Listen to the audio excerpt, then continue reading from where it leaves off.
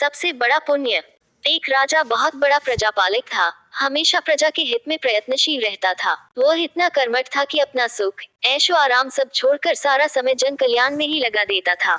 यहाँ तक कि जो मोक्ष का साधन है अर्थात भगवत भजन, उसके लिए भी वह समय नहीं निकाल पाता था। एक सुबह राजा वन की तरफ भ्रमण करने के लिए जा रहा था कि उसे एक देव के दर्शन हुए। राजा ने देव को प्रणाम करते हुए उनका अभिनंदन किया और देव के हाथों में एक लंबी चौड़ी पुस्तक देखकर उनसे पूछा, महाराज आपके हाथ में यह क्या है? देव बोले, राजन, यह हमारा बही खाता है, जिसमें सभी भजन करने वालों के नाम हैं।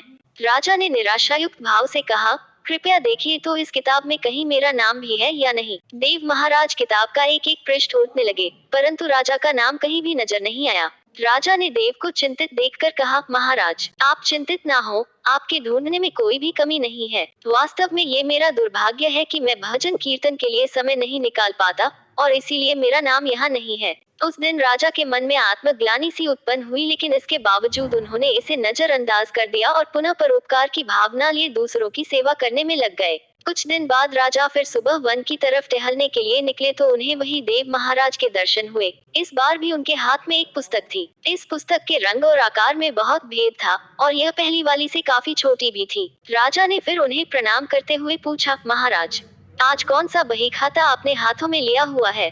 देव ने कहा, राजन, आज के बही खाते में उन लोगों का नाम लिखा है जो ईश्वर को सबसे अधिक प्रिय हैं। राजा ने कहा, कितने भाग्यशाली होंगे वे लोग, निश्चित ही वे दिन रात भगवत भजन में लीन रहते होंगे। क्या इस पुस्तक में कोई मेरे राज्य का भी नागरिक है? उद्धरण चिन्ह। देव महाराज ने बही खाता खोला और ये क्या, पहले पन्ने पर पहला नाम राजा का ही था। राजा ने आश्चर्यचकित होकर पूछा, महाराज मेरा नाम इसमें कैसे लिखा हुआ है? मैं तो मंदिर भी कभी कभार ही जाता हूँ। देव ने कहा, राजन, इसमें आश्चर्य की क्या बात है?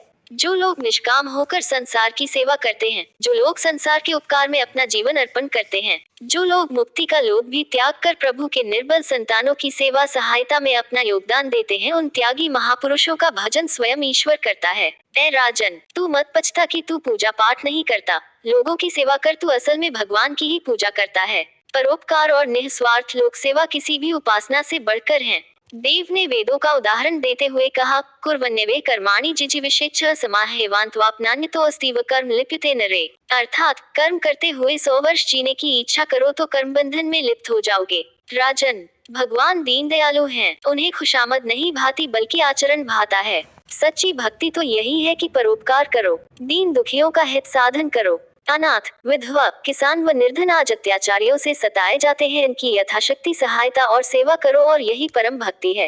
राजा को आज देव के माध्यम से बहुत बड़ा ज्ञान मिल चुका था और अब राजा भी समझ गया कि परोपकार से बड़ा कुछ भी नहीं और जो परोपकार करते हैं वही भगवान के सबसे प्रिय होते हैं। मित्रों, जो व्यक्ति निस्वार्थ भाव से लोगों की सेवा करने के लिए आगे आते हैं, परमात्मा हर समय उनके कल्याण के लिए यत्न करता है। हमारे पूर्वजों ने कहा भी है, परोपकाराय पुण्याय भवति, अर्थात दूसरों के लिए जीना, दूसरों की सेवा को ही पूजा समझकर कर्म करना, परोपकार के लिए अपने जीवन को सार्थक बनाना ही सबसे बड़ा पुण्य है। और जब आप भी ऐसा करेंगे तो स्वतः ही आप वह ईश्वर के प्रिय भक्तों में शामिल हो जाएंगे।